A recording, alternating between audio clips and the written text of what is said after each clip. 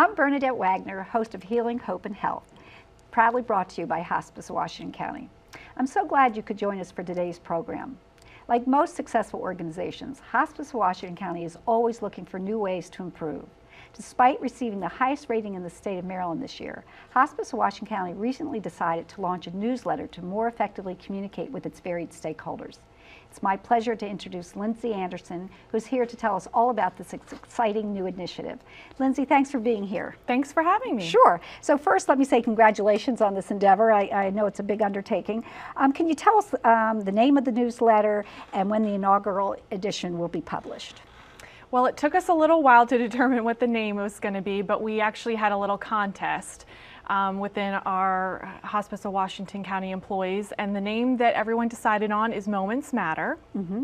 And the inaugural edition is going to be coming out the beginning of July. Okay, that's great. And tell us a little bit about that Moments Matter. Why is that an appropriate name for this newsletter?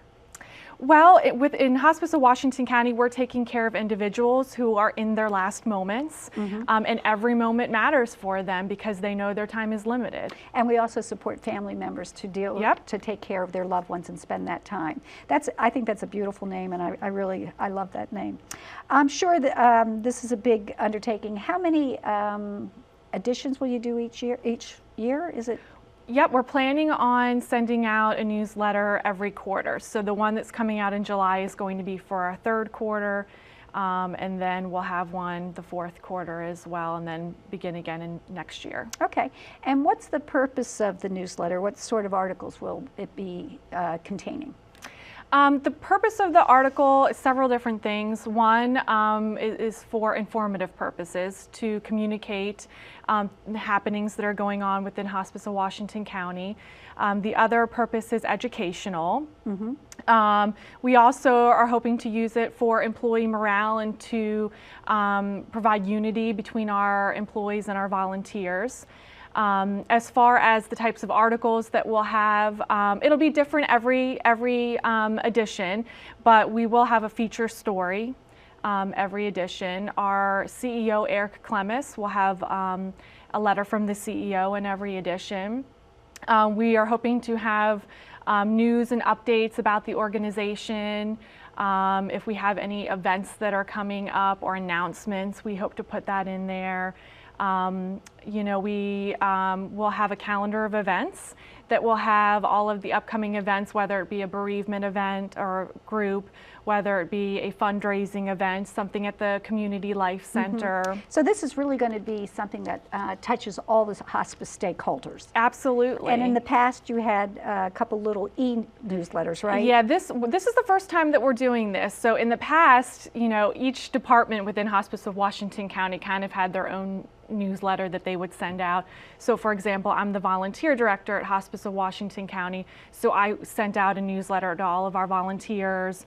Our grief and bereavement department would send out a newsletter to all of the bereavement clients, and we decided that it would probably be better to just have one collective newsletter to send out to all of the stakeholders. That's great, and so it will go to people in the community that have had connections with hospice. Is there a way that the public who might not have had that connection yet, but could they receive a newsletter? Absolutely. Anybody who wants one can have one. The people that will be receiving it will include all of our paid employees, all of our volunteers, all of our bereavement clients, as well as all of our donors. And then we're hoping to put it in different locations in the community as well.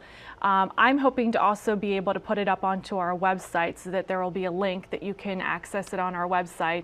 But yeah, of course, anybody who would want an edition could just give us a call. That would be great. And what is that number that they could call? 301-791-6360. And can you just give us maybe a sneak preview of the first edition? Sure. Well, because this is our 35th anniversary, we are having a feature article on the fact that this is our 35th anniversary. So it'll be an evolution of hospice, so how hospice has changed since we first began in 1980. So that's the big piece. We also will have a letter from Eric Clemis, our CEO, kind of introducing the newsletter.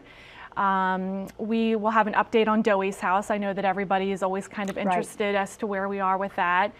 We have an article about our My Wish program, which has been very popular in the community and with all of our patients and families. Our Grief and Bereavement Department has a couple of different articles in there, some events that they're going to be doing, suggested readings, and from the volunteer department, we'll be talking about different volunteer opportunities, how you can become a volunteer. We also have an article in there about the benefit of accessing hospice services sooner rather than later. Okay. So trying to get patients enrolled sooner so that we have more time with them. And it's an opportunity to educate the public that often serves the patients and families better. Yep. How about, are you doing any highlighting of employees? Yes, we hope to highlight, in every edition we hope to highlight, if not a single employee in a department. In this first edition we're going to be highlighting Jeff Crosby. He's our clinical education coordinator, and we're highlighting him because since it is our 35th anniversary, he is our longest running employee. He's been with the organization for 20 years. Wow. So we are highlighting him in this first edition. Well, Lindsay, thank you so much for being here to share that information with us. I'm sure the public will look forward to receiving that information. Thank you for having me. Sure. I'd like to thank Lindsay for joining us today and for telling us about HWC's Moments Matters newsletter. Hospice Washington County should be commended on its effort to educate and engage as many stakeholders and its desire to communicate with them. I'm reminded of something that Rollo May, the famous psychologist and author, once said. He said, "Communication leads to community. That is, to understanding, intimacy, and mutual valuing." These are precisely the values that Hospice Washington County staff strives to exhibit in all their interactions with patients, with family, and with our partnering agency. The newsletter may be a new initiative, but the values communicated within it remain constant, consistent, and true. Stay with us. We'll be right back after these messages. I'm the hometown favorite. I'll outsmart you. I will beat you. I'll be surrounded by fans cheering me on. There's no place like home for fighting cancer. My turf. My time. My team. Expert care, close to home. The John R. Marsh Cancer Center at Meritus Health. This is our home. It's where we've all decided to put down roots and raise families, not because we had to, because we wanted to. And as a business owner, you pour every ounce of energy into doing what's right for you in this community, and you won't and you don't stop until you get what you want, and neither do we. We're Antietam Cable Productions, and it's time to stand up and be seen and heard. You have a voice, and we'll help you tell your story. Antietam Cable Productions, putting the beat into the heart of your business. Harbor's Carson Jewelers has been your community jeweler for over 110 years. We have the region's largest selection of diamonds, designer jewelry, including bridal, gold, and silver fashion jewelry, and fine Swiss timepieces. We strive to combine quality, expert personal attention, and affordable financing to create an exceptional shopping experience aimed at exceeding your expectations. At Carson's Jewelers, there's something for everyone that will bring a smile to that someone special in your life. Hi, I am Dr. Olenzak at the Pain and Spine Institute. I specialize in the most advanced procedures and technology available in pain management. At your visits and procedures, you will always see me for continuity of care. I would like to thank all of my patients for allowing me to provide you with the specialized care that you need. To give you this level of care requires a team. This is your team at the Pain and Spine Institute. To become a patient, call 301-739-7900 or go to painfree-md.com. Welcome back to Healing, Hope, and Health. Now it's my great pleasure to introduce Marsha Thompson. Marsha received her Bachelor's of Nursing from Graceland University in Iowa and has worked in nursing for more than 18 years. She's held a variety of positions, including staff nurse at Washington County Hospital, patient care manager there, unit manager, orthopedic and neuro units. She has done so many different things. Marsha has been with Hospice of Washington County for 4 years, is currently the PCM for the Gold Team. In that position, Marsha oversees a dedicated and committed team of professionals, including nurses, social workers, chaplains, and CNAs. In honor of National Certified Nursing Assistant Week, Marsha joins us to explain the critical role played by our CNAs and the important work they do every day. Welcome, Marsha. Thanks for being here. Thank you. Sure. So, Marsha, can you tell us a little bit about the CNA role, what sort of jobs they do? Typically, a CNA will go into a patient's home and help provide personal care. That can be anywhere from bathing, dressing, turning, toileting, to helping ambulate, helping to feed. And some of the other things that they also help with are they can do light housekeeping. Do they do cooking at all? Prepare light meals, and anything that the family or patient might need. And do they support the families too, or just for the patient? It's definitely a big support having our CNAs in there. At this time in a patient's life, it's very overwhelming to families. And having the CNAs come in and help to provide the care takes a big burden off of the family members. I'm sure it does. Yeah, even if it's just knowing that there's somebody else to help prepare a light meal, or maybe a family member might not really know the body mechanics to turn or to toilet a patient. So I'm sure that's really helpful. And our CNAs also do a good job at helping to teach family members how to provide that care when they are not there. Oh, so they do an education piece Yes. as well. That's great. How do the CNA interact with the other team members? How do they communicate information about patients? The CNAs, if they see a problem in the home or they want to update the nurse, they either do so by a phone call if it's an emergent need, or just an update via email or a text message, or in person if they happen to see them. And do they have to enter information into a computer as well, or? They are just now becoming computerized in their documentation.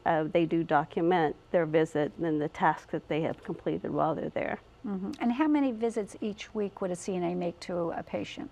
It really depends on what the patient needs. They can go anywhere from 1 visit a week to 7 visits a week, and sometimes visits twice a day. And how is that plan? Is that something that you oversee, that care plan, so that CNA would know how many times to visit, or? The care plan is set up by the RN case manager. Okay. And that usually evolves from a conversation with the family, the patient, seeing the patient where they are in their disease process, and also talking with the CNA. We often increase the number of visits that we do based on the patient's decline. Okay. And is it true that patients often become very attached to the CNAs just because of the intimate and personal care that they provide? That happens all the time. You have to realize that a CNA is going into a patient's home at a very vulnerable time in their lives. They're allowing someone to provide that personal care for them that they used to do on their own. So the CNAs get to really know the patients and know the families, and they do become a part of the family in a lot of cases. Yeah, I know I have, in my travels as the community outreach coordinator, I've had many family members say to me how much the CNAs made a difference. And not that the other team members didn't, but they specifically mentioned the CNAs. What are the qualities that the best CNAs share? Compassion, that's a big one. Caring is also right up there with the compassion. But for our CNAs, flexibility is a big thing, because you don't know what you're going to walk into when you go into that patient's home. Another thing that they really need to have is an open mind.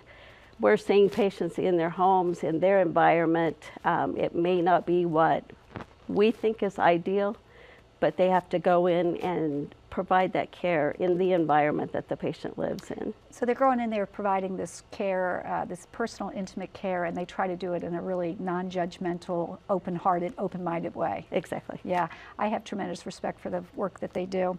Marsha, can you tell our viewers a little bit about the commitment and the experience of the Hospice of Washington County CNAs? Like, for example, how many years experience do they have? They have a total of, 9 CNAs with our organization. Their experience totals 205 years. Wow. Typically, what we're seeing is the experience anywhere from 6 years to 41 years. So there's a lot of experience. So we have a CNA that has 41 years of experience. Yes. Wow, that's really a lot of caring and a lot of compassion right there. It is. Well, thank you so much for joining us. I'd like to thank Marsha for shedding light on the compassionate care provided by Hospice of Washington County's certified nursing assistants. A recent article entitled Nursing Assistants Hold the Key to Quality Care said, quote, because they remain in caregiving positions, career nursing assistants provide predictability and stability to care, which in turn enhances the feeling of security for our aging, frail, or chronically challenged populations. I'd like to thank Marsha once again. On behalf of Hospice Washington County, I'd like to salute our CNAs. Stay with us, we'll be right back. People don't realize it takes a lot to care for a family member in your home. John's dad was very headstrong, so I think that was a lot for him to get over and try to come to terms with that he had terminal illness. I would recommend everybody to get hospice involved at the get-go. When you first learn about it, get it set up. It's going to make it, I mean, it's terrible what you're going through already, but it's going to make it easier for you in the long run because we couldn't have done it without them. Call Hospice today. Hospice of Washington County, when time matters most. From the smallest item of jewelry to the largest ceramic elephant, every 10,000 Villages handcrafted product makes a remarkable journey. All over the world, our products travel similar paths, over thousands of miles and years of artistic tradition. Our handcrafted gifts represent work that builds villages and sustains souls. They are the dream of a better life made real. Every product is a miracle.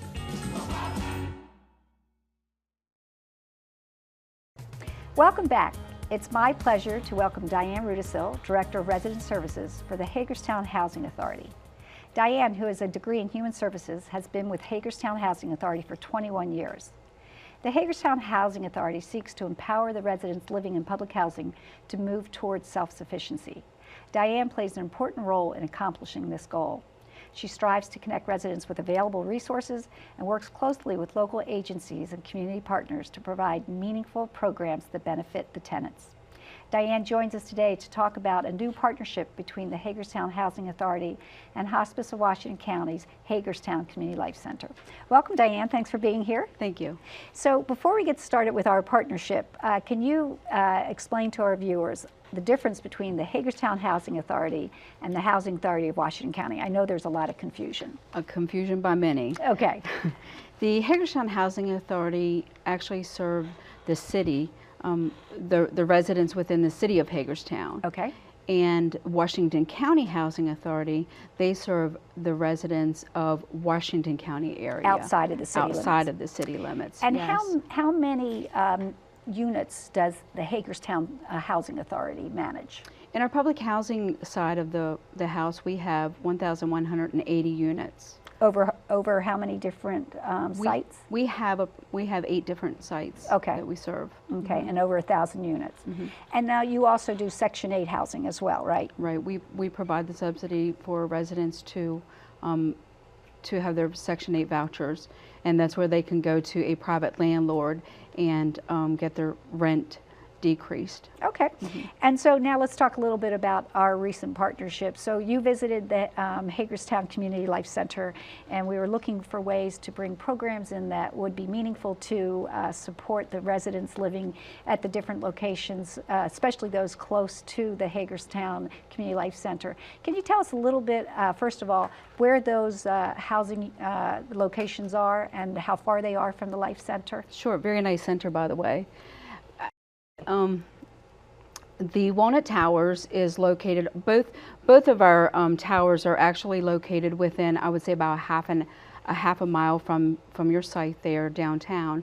So Walnut Towers is on Walnut Street, Potomac Towers is at our admin building there on Baltimore Street, and we also have a newly built 60-unit building, C.W. Brooks, and that is behind our admin and beside the Potomac Towers unit there. So one of the things I'm really excited about is this walk and talk program that we're doing with the residents of the Hagerstown, Walnut Towers and Potomac Towers. So we're going to meet each Wednesday, and we're going to walk from the towers to the life centers. So Diane, can you tell us how the residents will know about this, where you're publicizing it and how they can find out more information about it? Sure. We have a newsletter that goes out monthly to all of our not just our seniors, but we also have a family newsletter that goes out as well. That is also included, which you didn't mention, the Brooks building. We will invite them to the Potomac Towers Center, but newsletter. We have a Facebook that's newly created. We post our information on our website as well, the Hagerstown Housing Authority website.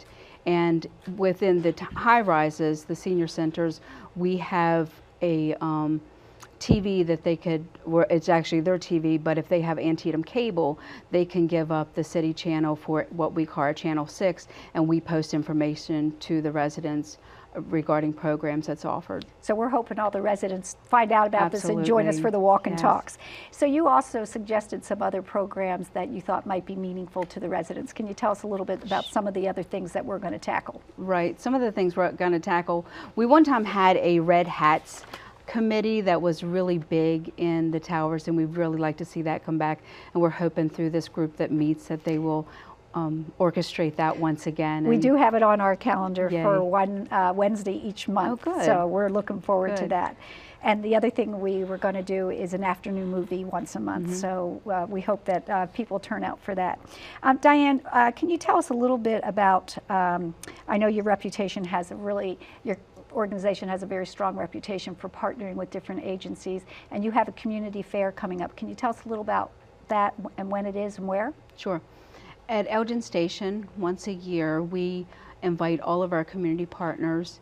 This year it will be August 12th, and we work with approximately 33 to 40 community partners, and we will invite them to display what their services are to all of our residents. And so this is an opportunity for the residents to educate themselves about available resources.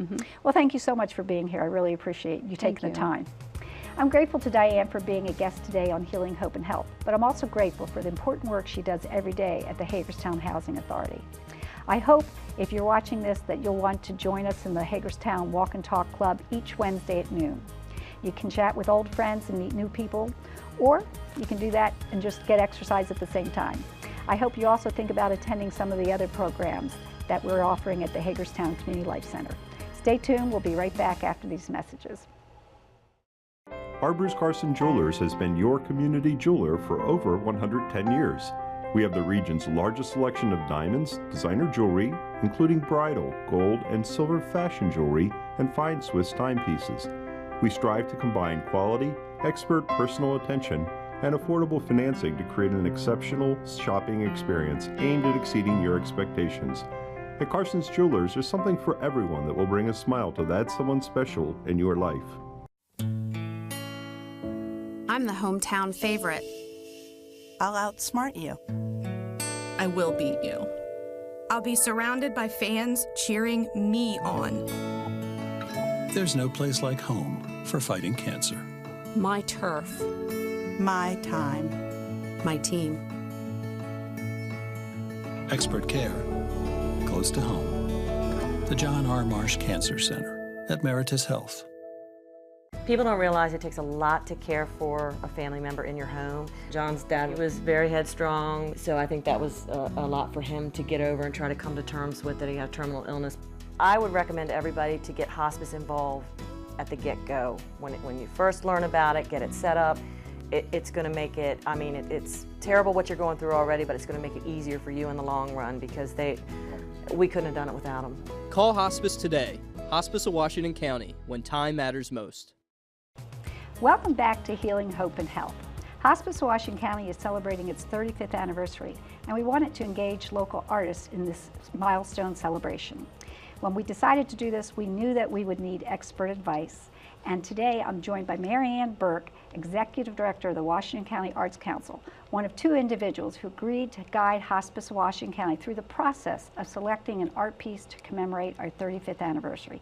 Welcome, Mary Ann. Thanks for being here. Thank you very much, and the Arts Council is very happy to work with Hospice and the Valley Art Association in this project to celebrate your 35 years in our community. Well, thank you so much. Momentous occasion. It is. So can you tell us a little bit, and tell our viewers a little bit about the process of putting out a call for artwork? And well, you came to us and asked us how we could do that, and we have been doing that and promoting it.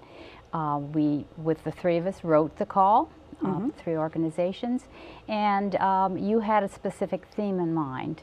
Not sure how that's going to be interpreted, and that's part of the wonder of this whole thing. Right, so the theme is transformation, and really it was hospice's idea that life takes place in different ways, and it transforms. Well, there's a lot of transformation in life, and specifically I would encourage artists to research the word hospice, to really know what hospice means, and then to research the Hospice of Washington County, to know what your parameters are, what your scope in this community, and the services you offer, because I think they need to take that into consideration when thinking about transformation. But the transformation is on many levels: cultural, personal, community, spiritual, someone going from using hospice services is right in the midst of this, and as far as I'm concerned, and they are transforming their whole persona, their role in the community, their role in the family. They probably are going from someone who had been a caregiver to receiving care and dealing with those issues, and that's a big handle for an artist to put all that on a blank canvas. Well, let me ask you a question. Is it harder for an artist to have a broad theme, something that they have to interpret, or is it does that give them more freedom, or is it both? I would think it's both. I am not an artist, so I don't have that experience, but when you sit down to write an article, you do have art in that. I think they need to do research and to learn about what this all means, and I think that would be very helpful. And therefore it would give some direction for this, so that they can narrow it if they want, or be very broad with it. Right. It's something that's it's their interpretation, I guess. It's their interpretation, but it is life. It is the life cycle, and I would hope that would be very encouraging to an artist. We've asked for 2D submissions, and the deadline is the end of September, and we're hoping to get a lot of submissions for the hospice committee to work with.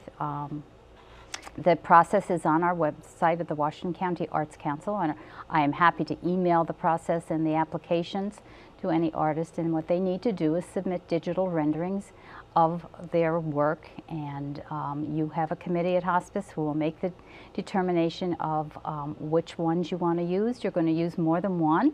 You're going to have a grand winner who's you will commission that work. That is, you will pay the artist for that submission if it's chosen, so that you have the right to use that, interpret it, manipulate it for whatever your needs are, such as brochures, special event, maybe art-oriented to commemorate the 35th, your posters, etc.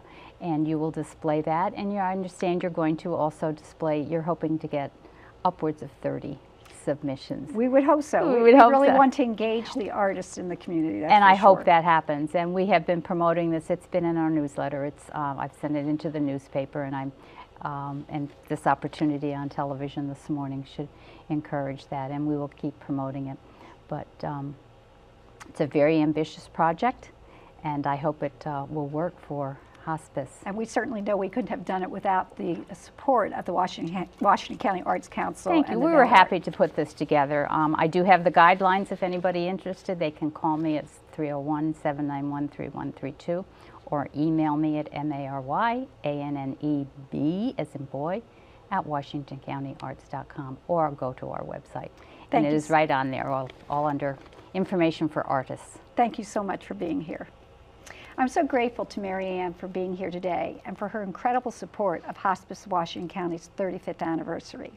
Aristotle said, "The aim of art is to represent not the outward appearance of things, but their inward significance." Hospice Washington County is hoping to receive art submissions that capture the inward significance of the often intangible care that is provided by our staff.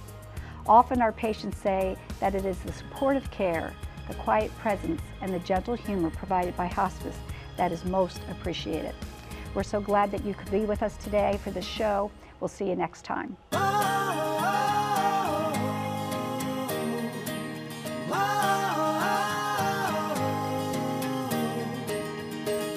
Looking through the lens, I see you smiling there. I take a photograph. In my mind, you'll never fade. million winding roads. Who knows where we will go today or tomorrow?